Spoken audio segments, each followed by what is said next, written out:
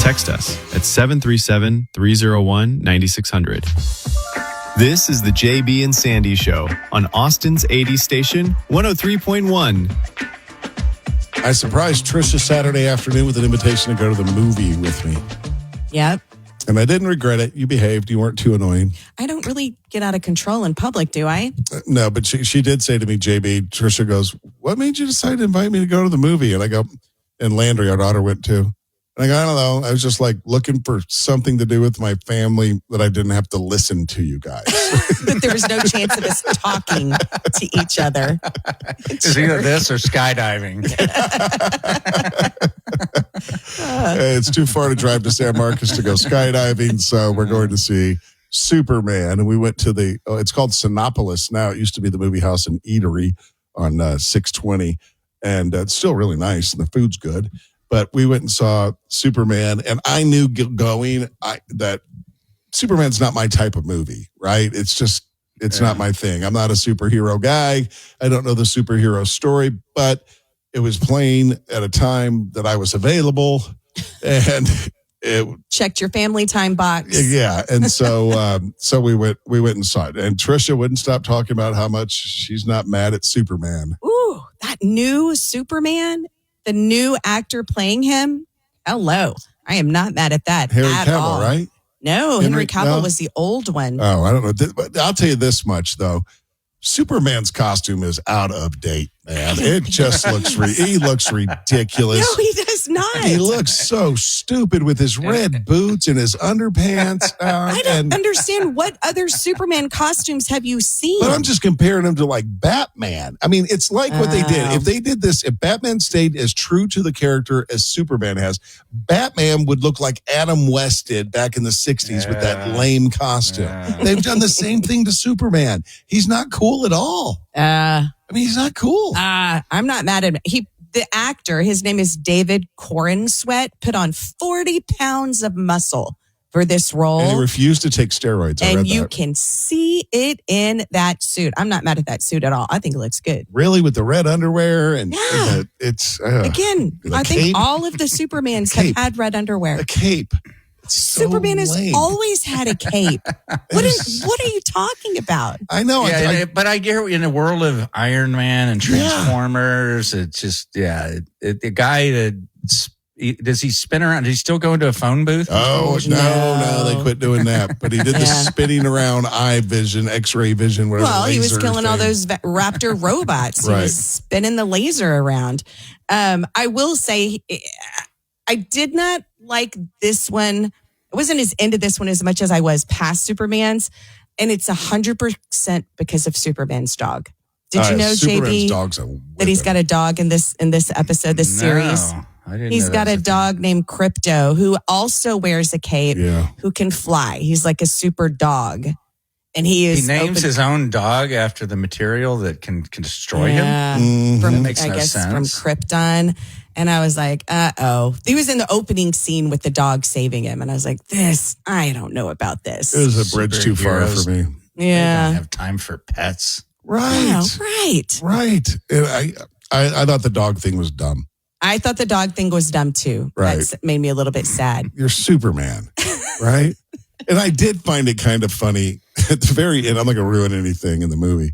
Towards the end of the movie, Superman's trying to save one country from being invaded by the other country. And one country's got really like high-tech equipment and weapons and stuff. And the other country's got like spears and sticks and the villagers, bones, Yeah, rocks. And and then they just start chanting, Superman. Superman. I just thought it was so weird. They were calling for Superman to come and save them. I know. But again, look, this movie is not for me. I knew it when I bought the ticket. This movie's not for me, but I just did it because I wanted to spend time with my family when I didn't have to listen to them. That's why I did it. And you could eat. And Mission accomplished. Yes.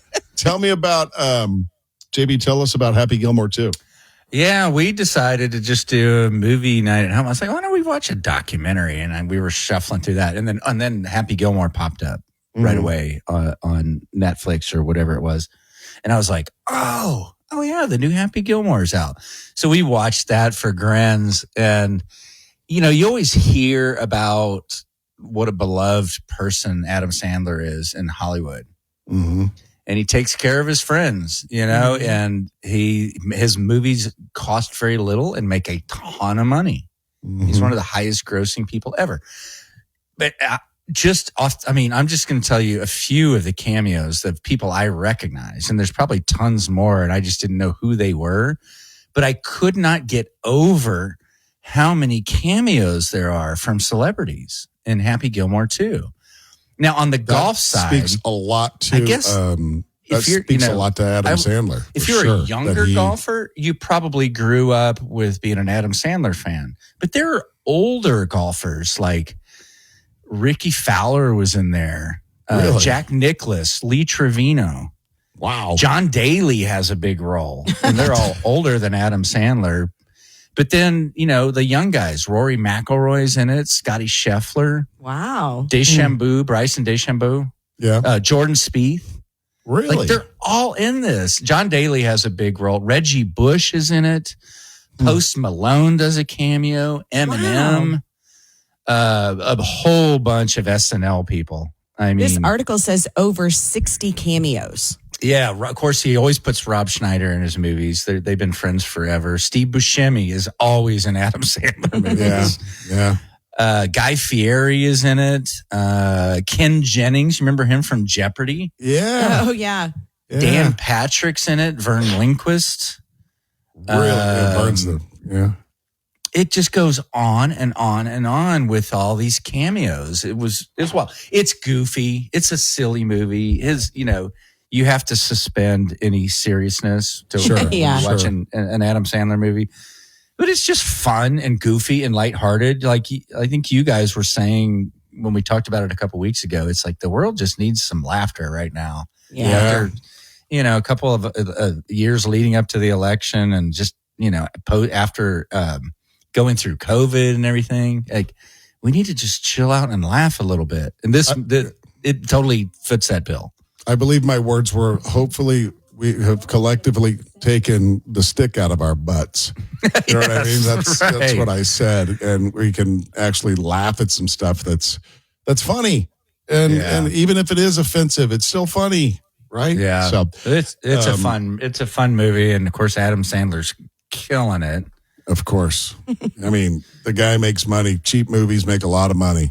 And they're goofy and they're funny and it works. Good for him. One last thing that's something that I watched and I've struggled. Tricia's seen the whole thing, but the Billy Joel documentary, I can watch it at about 30 minutes at a time. I don't know why, but I just keep going, ugh. Why are you and I'm a Billy Joel fan. To watch it then? Because I keep thinking it's going to get better.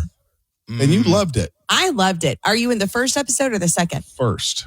You're not even through the first one yet. No, I'm just past. They're both like 2.5 hours long. Yeah, I mean, I'm right at the point where he's written the follow up to Piano Man, The Entertainer, the song, and that didn't go so well for him. Right. Here's an amazing thing, though, JB. Billy Joel only made just over $7,000 on the song Piano Man.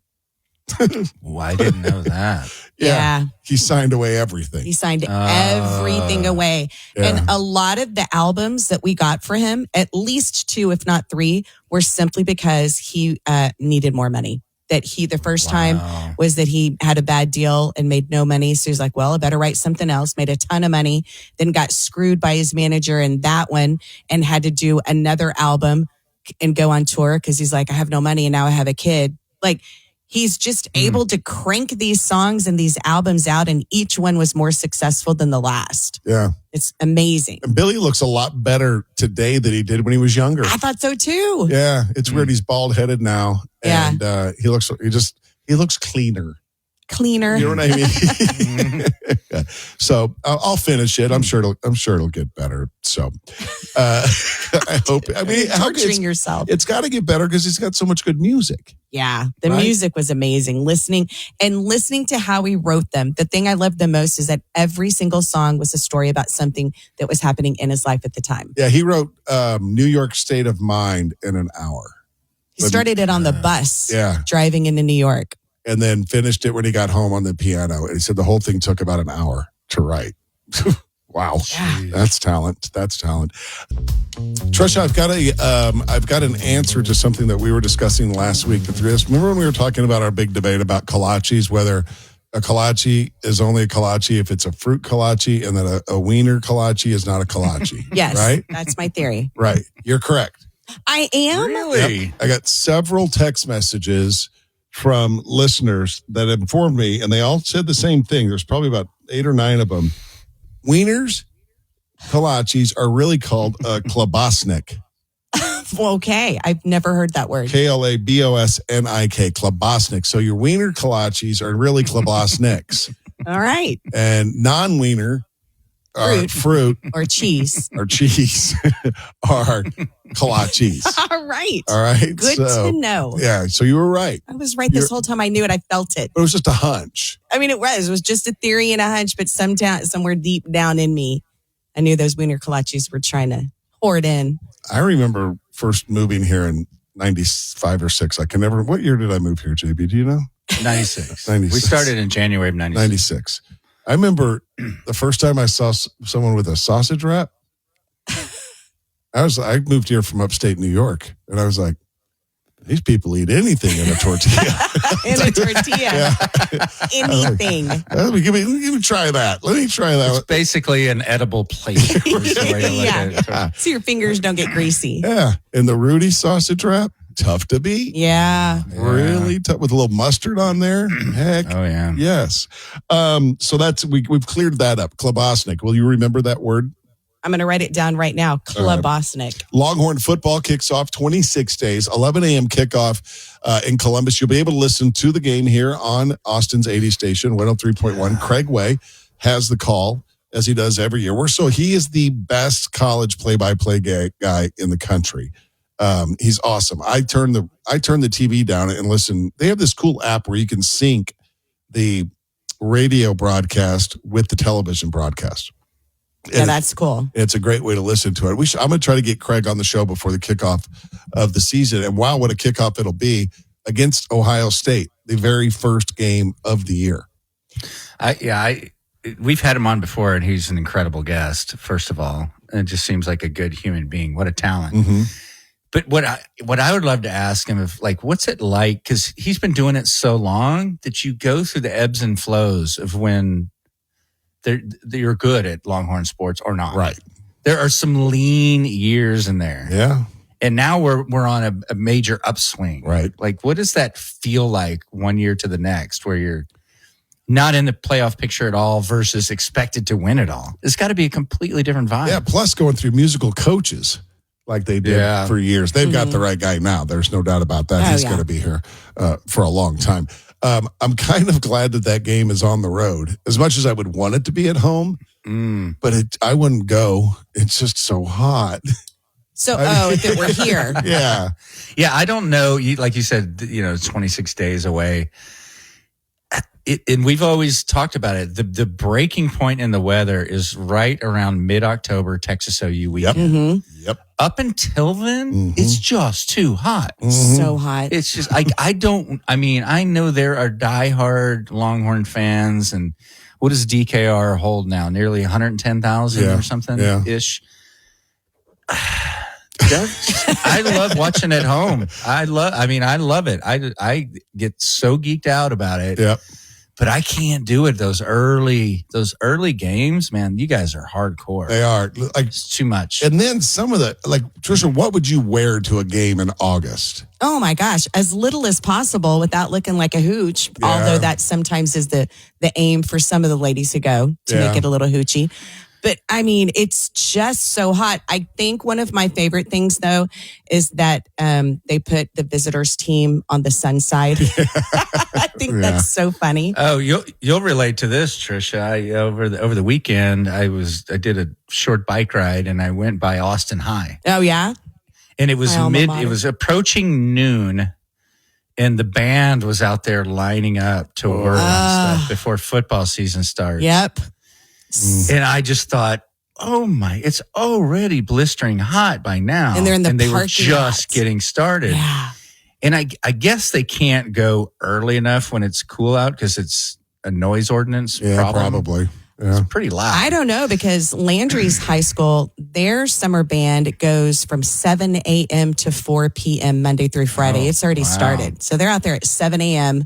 in the mornings, and then they do in the afternoon, the hottest part of the day, they do it inside the school. But I mean, I can't even imagine how many hours I spent marching around in that parking lot at Austin High. Yeah. And running, okay, and Austin High is kind of down low. The parking lot's down low, and then you have that big steep hill, grassy hill that goes up to First Street. Running up and down that hill. That was one of our, like, for exercise and to get us into shape. Wait, band? Yes. The band running? Oh, I got to see that. Oh, yeah, running up and down that steep embankment. The girl with their instruments in hand? Not with our instruments. God, thank God. The tuba players alone, geez. The lady that does traffic on KXAN in the morning? Yeah. Erica, she's a maroon. Erica, oh, really? Erica Brennan, I think is her Dennis, name? I think. Okay. I'm not sure. But anyway, she's an Austin High grad. Loyal forever. I'm linking my pinkies right now with somebody. Linking your pinkies? That's what you do. That's what you did? Link pinkies, and then you pump your hands, and it's loyal forever is our motto. You guys think Arch Manning's nervous? That's a good question. I don't think so. I don't either. I think he's the kind of guy who is like, I've been preparing this for this my whole life. I'm ready. Yeah. And he's very patient to spend that extra time, not go in the transfer portal, let Ewers get another season in. He was making the big money, the NIL money in hand. Yeah. Which there's no guarantees that you're going to get NFL money, so why not take it? I think he's smart, calm, and collective. Like Quinn Ewers made more money at UT than he's going to make in the NFL. Right? In his first year in the NFL? Yeah, because he was drafted really, really late. Oh, really? And then if you get cut, it's over. Yeah. Where he could have made another 4, 5, 6 million in college. Probably. Wow. Yeah. It's crazy. But that's a really good question. I think he's more than ready. There'll be a little bit of jitters, but I mean, come on. He's handled the pressure. And to that note, I think Ewers handled the pressure really well. The criticism he took, because Arch Manning was in the wings. He's a darling because of the name and all the hype. I think they both handled it incredibly well. And it had to sting a little bit when the crowd went nuts when Arch came in for one play. You know what I mean? Yeah. It had to sting a little. It had to hurt a little bit. So, again, kickoff set for August the 30th. That's 26 days away, 11 a.m. from Columbus, Ohio. Of course, Craig Way will have the call here on Austin's 80 station, 103.1. You can stream it on the iHeartRadio app. This is the JB and Sandy Show on Austin's 80 station, 103.1. Hey, I've got a question. I've got in my notes, so just pull the curtain back a little bit for everybody listening. Before the show starts, we all kind of throw in our ideas, and then we kind of organize it a little bit, not a whole lot. And a lot of the ideas, sometimes they never make it onto the radio. So then the next day you kind of go back through your notes and see what was on there and see if there's anything that'll fit on this day on the radio. And I've got something that I don't understand. Like I just wrote it down real quick. I don't know what it is, but it says fun things to do and then dash spay and neuter your pets. What is that all about? Fun things to do. Spay and neuter. I was looking up last week fun things to do for this past weekend. And you came up with spay and neuter? No, It was on a list of like 5 things. And the number 3 suggestion to have fun in Austin last weekend was to go spay and neuter your pets for free.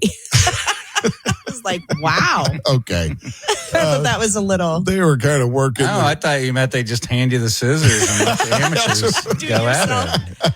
DIY. Today's theme of the show is it's more fun when amateurs do it. Yeah. Right? That's been the recurring theme today. Very true. So they were not recommending you do it yourself. No. They're like, for a fun family time out, go to the XYZ place and they'll spay and neuter your pet for free. Because that's so much fun. I just was like, I think this got put on the wrong list. Right. Oh, my dog Bumper, he was never the same after that. He was so mad at me. He was like, dude. Not cool. Not cool. That's what he was thinking. Not cool. I took my dog, Berkeley. I had a beagle for a while named Berkeley. Took her to get her spayed. And when I brought her home for like 24 hours straight, she only walked in reverse. I was like, I think they screwed up one of the gears in there. She only would back up. Really? Yes, I called the vet. Berkeley was kind of touched, though. You know what I mean? It nicked her. It nicked her a little bit. Yeah. There was no amount of training that could train the instinct out of her if she picked up a scent. She could not be trusted alone at a front door. She'd be gone. I mean, but that 24 hours of backing up. Did you call the doctor? I did. I was like, the next day, I was like, she's still only walking backwards. He said it sometimes takes a while for the anesthesia to work its way out. That dog had no idea. I know. She's making things up. That dog's looking at the charts like, did we nick a gear? What's happening?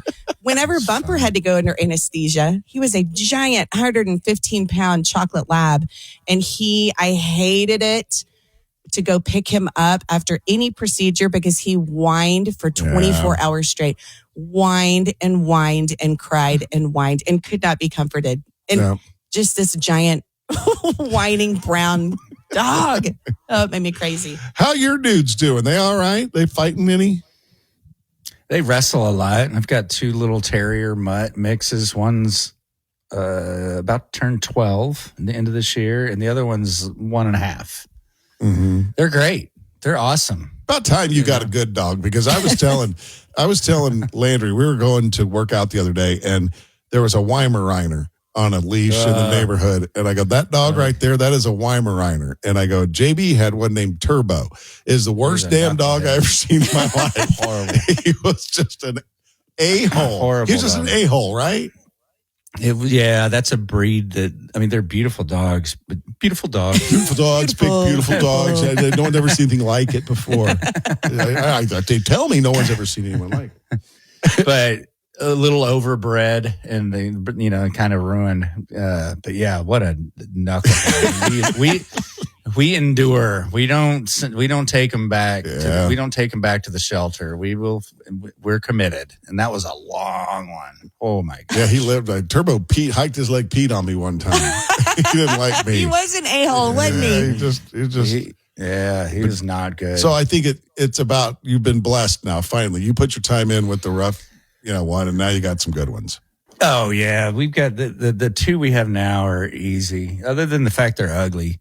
They're the 2 of the ugliest little rescue terriers ever. They're so ugly, they're cute. Yes. Yeah. They are. Yeah. They're good dudes. So, we love what we got right now. And one's it's funny because it's like one's about to turn 12 and it's like we're already bracing ourselves. But he could live 8 more years. We don't know. Those little terriers, you just never know. Yeah. They live a long time. They do. Well, that's it.